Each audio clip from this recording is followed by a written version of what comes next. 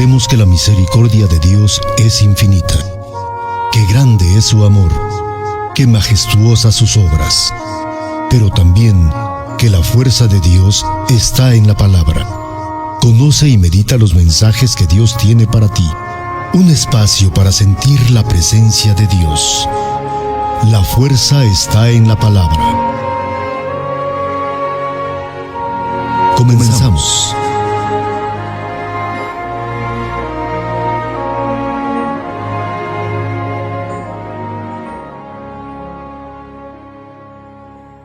Queridos amigos de La Fuerza está en la Palabra, buenos días. Hoy me encuentro transmitiendo para ustedes desde la bella ciudad de Oaxaca.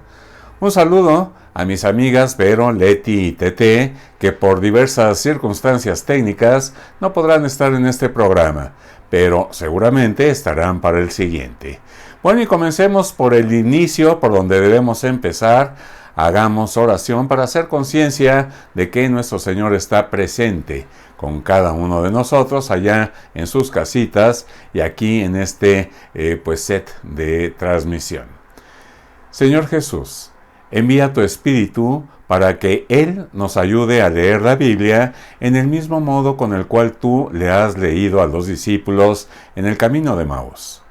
Con la luz de la palabra escrita en la Biblia, tú les ayudaste a descubrir la presencia de Dios en los acontecimientos dolorosos de tu condena y muerte. Así, la cruz, que parecía ser el final de toda esperanza, apareció para ellos como fuente de vida y resurrección.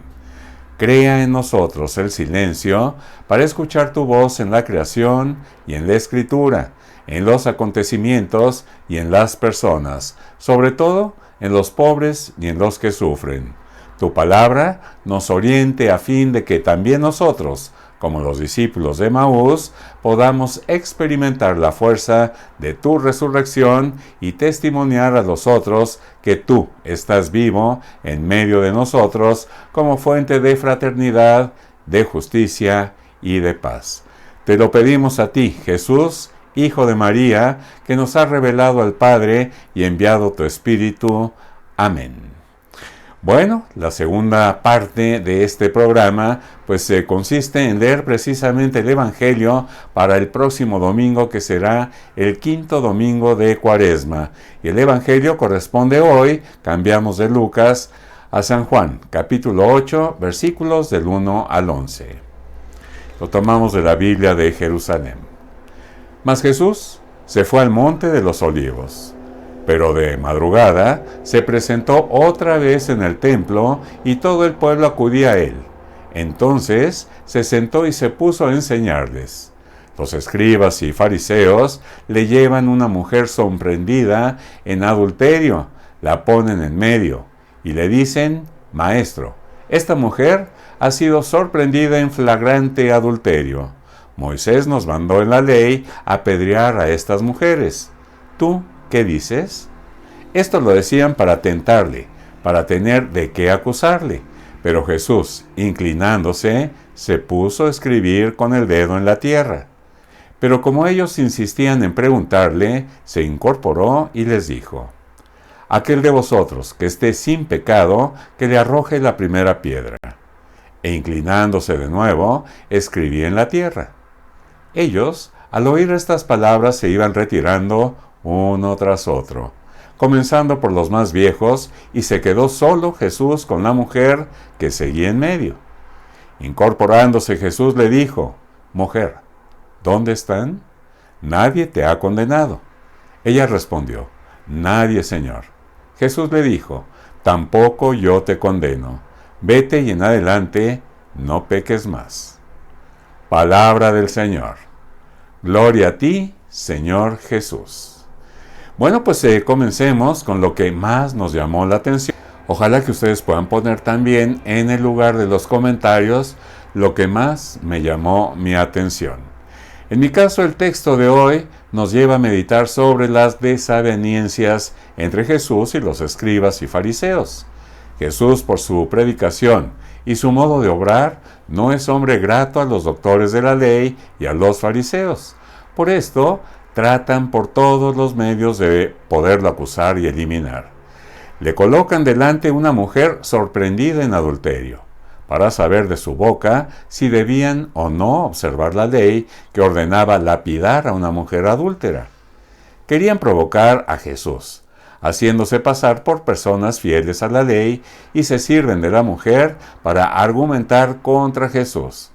La historia se repite muchas veces en las tres religiones, monoteísta, judaica, cristiana y musulmana. Con el pretexto de fidelidad a la ley de Dios, han sido condenadas y masacradas muchas personas, y hasta el presente esto continúa. Bajo la apariencia de fidelidad a las leyes de Dios, muchas personas están marginadas de la comunión hasta de la comunidad. Se crean leyes y costumbres que excluyen y marginan a ciertas categorías de personas. Durante la lectura de Juan 8, del 1 al 11, conviene leer el texto como si fuese un espejo en el que se refleja precisamente nuestro rostro leyéndolo. Bueno, pues vamos a intentar observar bien las conductas, las palabras y los gestos de las personas que aparecen en el episodio. Escribas, fariseos, la mujer, Jesús y la gente. Vamos a hacer algunas preguntas para ayudarnos en la meditación y en la oración. Primero, ¿cuál es el punto de este texto que más te ha gustado o que más te ha llamado la atención? Hay diversas personas o grupos de personas que aparecen en este episodio. ¿Qué dicen y qué hacen? Trata de ponerte en el lugar de la mujer. ¿Cuáles eran sus sentimientos en aquel momento? ¿Por qué Jesús comenzó a escribir en tierra con el dedo? ¿Cuáles son los pasos que nuestra comunidad debe y puede hacer para acoger a los marginados? Bueno, pues vayamos a la reflexión donde trataremos de contestar a estas preguntas. Pero comencemos con el contexto literario. Los versados en las Escrituras dicen que el Evangelio de Juan crece lentamente, o sea, que ha sido escrito poco a poco. A través del tiempo, hasta finales del primer siglo, los miembros de las comunidades de Juan, en Asia Menor, recordaban y añadían detalles a los hechos de la vida de Jesús. Uno de estos hechos, al que se ha añadido estas particularidades en nuestro texto, es el episodio de la mujer que está a punto de ser lapidada. Juan 8, del 1 al 11. Poco antes de nuestro texto, Jesús había dicho: si alguno tiene sed, que venga a mí y beba. Juan 7:37. Esta declaración provoca muchas discusiones. Juan 7:40-53. Los fariseos llegan hasta ridiculizar a la gente considerándola ignorante por el hecho de creer en Jesús. Nicodemo reacciona y dice: nuestra ley juzga quizá a alguien sin primero haberlo escuchado y saber qué hace. Después de nuestro texto, encontramos una nueva declaración de Jesús: yo soy la luz del mundo, Juan 8:11, que provoca una discusión con los judíos. Entre estas dos afirmaciones, con sus subsiguientes discusiones, viene colocado el episodio de la mujer que la ley hubiera condenado, pero que es perdonada por Jesús. Este contexto anterior y posterior sugiere el hecho de que el episodio ha sido inserto para aclarar que Jesús, luz del mundo, ilumina la vida de las personas y aplica la ley mejor que los fariseos. Bueno, pues vamos a hacer el comentario del texto. En Juan 8, del 1 al 2, Jesús y la gente, después de la discusión descrita al final del capítulo 7, todos se vuelven a casa. Jesús no tiene casa en Jerusalén, por esto se va al Monte de los Olivos. Allí encuentra un jardín donde acostumbra a pasar la noche en oración. Al día siguiente, antes de la salida del sol, Jesús se encuentra de nuevo en el templo. La gente se acerca para poder escucharlo. De ordinario, la gente se sentaba en círculo alrededor de Jesús y él enseñaba. ¿Qué habría podido enseñar Jesús? Con seguridad todo muy bello, puesto que la gente llega antes de la aurora para poder escuchar. Juan 8, 3-6. Las provocaciones de los adversarios, improvisadamente llegan algunos escribas y fariseos que llevan con ellos una mujer sorprendida en flagrante adulterio. La colocan en medio del círculo entre Jesús y la gente. Según la ley, esta mujer debe ser lapidada. Esto se encuentra en Levítico 20:10 y Deuteronomio 22:22-24. Y le dicen: Maestro, esta mujer ha sido sorprendida en flagrante adulterio. Ahora bien, Moisés en la ley nos mandó lapidar a una mujer como esta. ¿Tú qué dices? Era una provocación, una trampa. Si Jesús hubiera dicho: aplicad la ley, los escribas habrían dicho a la gente: no es tan bueno como parece, porque ordena matar a la mujer. Si hubiese dicho: no la matéis, hubieran dicho: no es tan bueno como parece, porque no observa la ley. Bajo la apariencia de fidelidad a Dios, manipulan la ley y se sirven de una mujer para poder acusar a Jesús.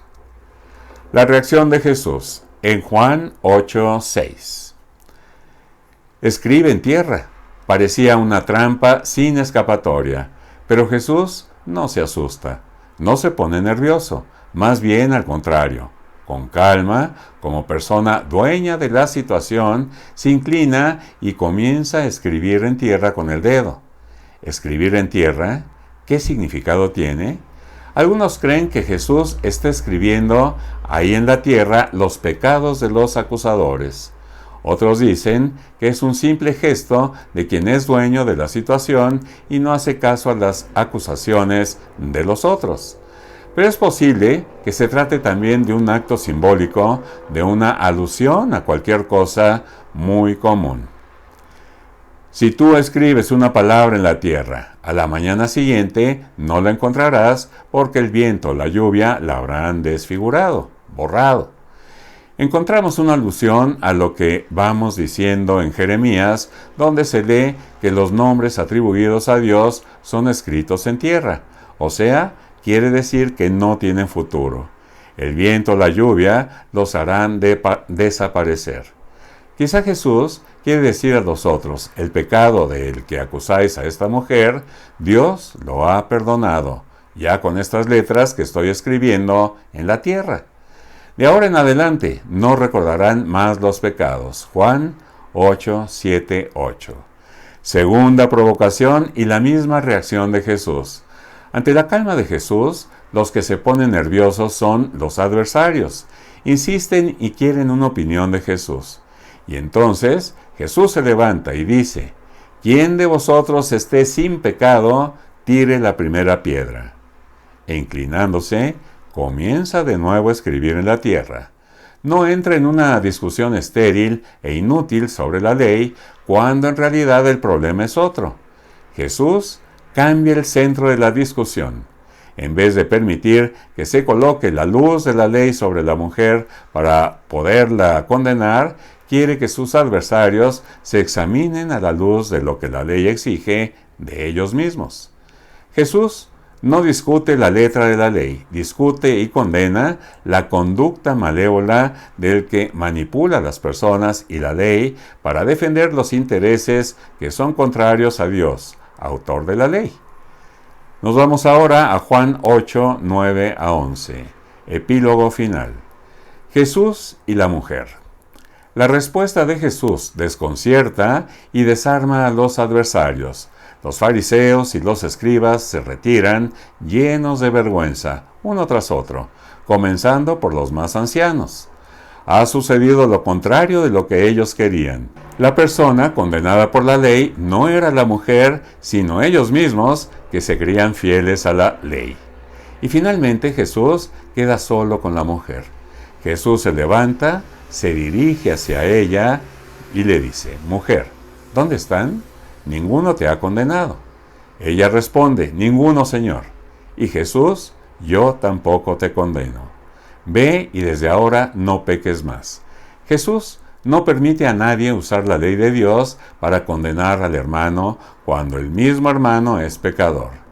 Quien tiene una viga en el propio ojo no puede acusar a quien en el ojo tiene solo una pajita. Hipócrita, quita primero la viga de tus ojos y entonces podrás ver bien para quitar la pajita en el ojo de tu hermano. Este episodio, mejor que cualquier otra enseñanza, revela que Jesús es la luz del mundo. Juan 11:12, que hace aparecer la verdad, hace ver lo que está escondido en las personas, en su más íntimo.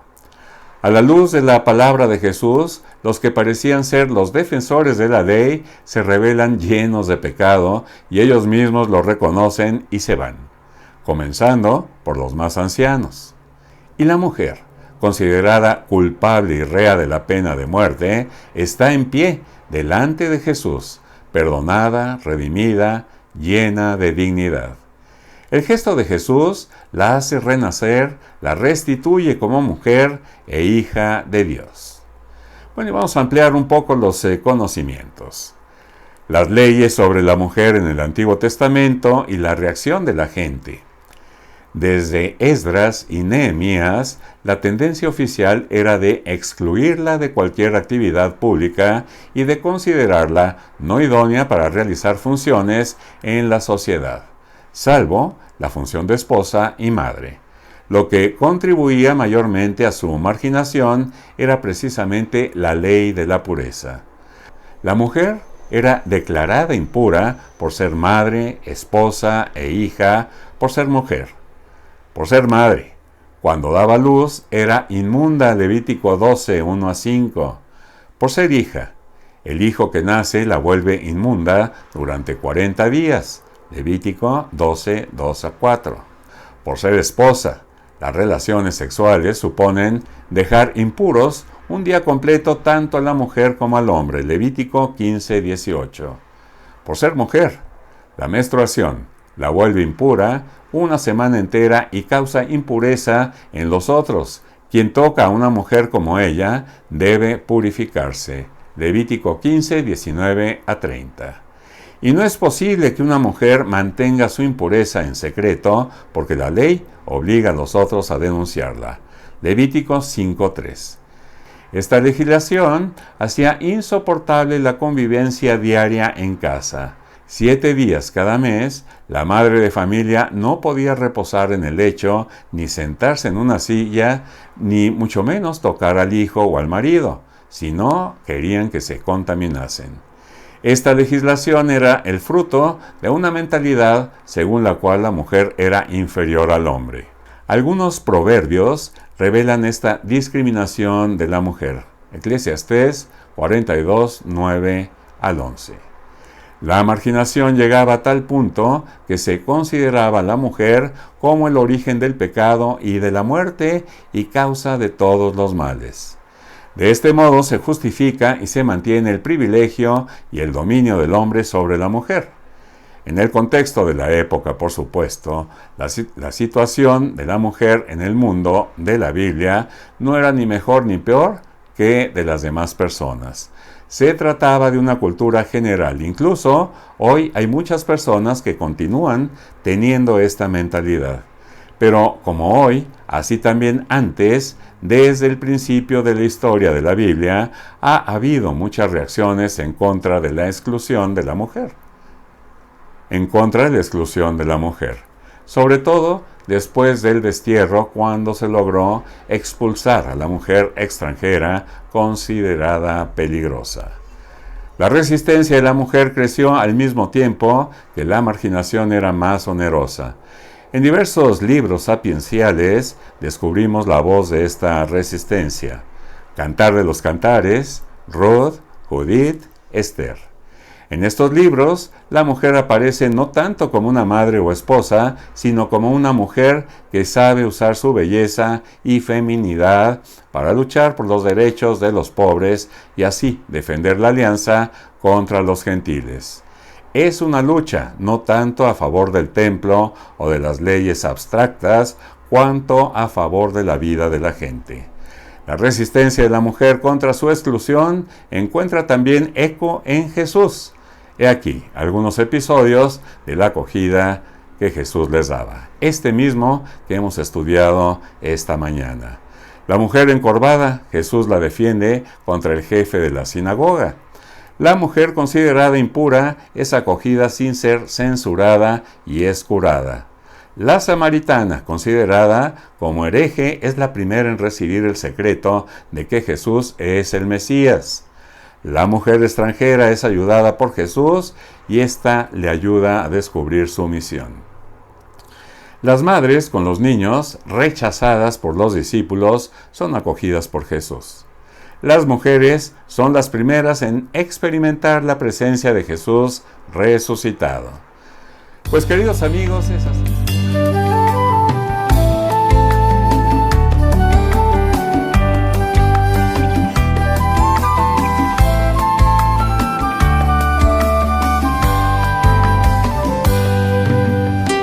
Cuando en el templo enseñaba, presentaron ante él a una mujer.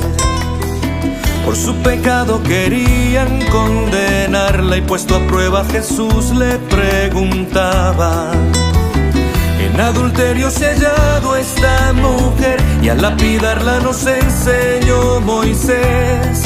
Mas ¿qué dices tú, maestro? ¿De qué modo proceder? Quien libre esté de pecado, tire la primera piedra. Dijo después de escribir en aquel suelo algunas letras. Quien libre esté de pecado, tire la primera piedra. Viendo que estaban manchados, se marcharon con sus piedras.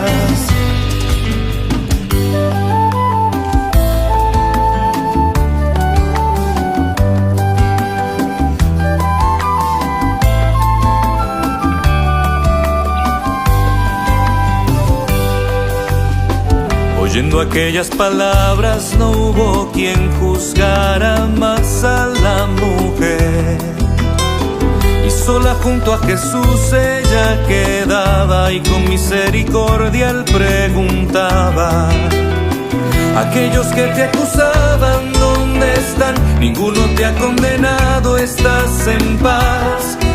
Yo tampoco te condeno, vete y ya no peques más. Quien libre esté de pecado, tire la primera piedra. Dijo después de escribir en aquel suelo algunas letras. Quien libre esté de pecado, tire la primera piedra. Viendo que estaban manchados, se marcharon con sus piedras. No es de los hijos de Dios ir repartiendo pedradas. Tenemos el corazón, la mente y manos manchadas. Dios llama a la conversión sin importar lo que hagas. Al Dios de amor y perdón predicarás donde vayas. Quien libre esté de pecado, tire la primera piedra. Dijo después de escribir en aquel suelo algunas letras. Quien libre esté de pecado, tire la primera piedra. Viendo que estaban manchados, se marcharon con sus piedras. Viendo que estaban manchados, se marcharon con sus piedras.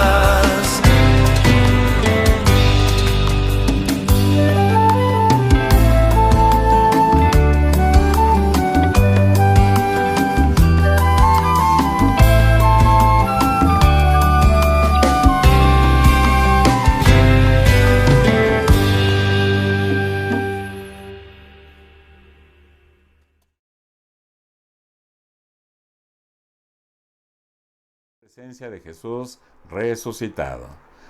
Pues queridos amigos, es así como damos fin a nuestro programa de hoy, deseándoles que pasen el resto del día llenos de Dios. Que Dios los bendiga y nos vemos en una próxima emisión. Muchas gracias, hasta pronto. Adiós.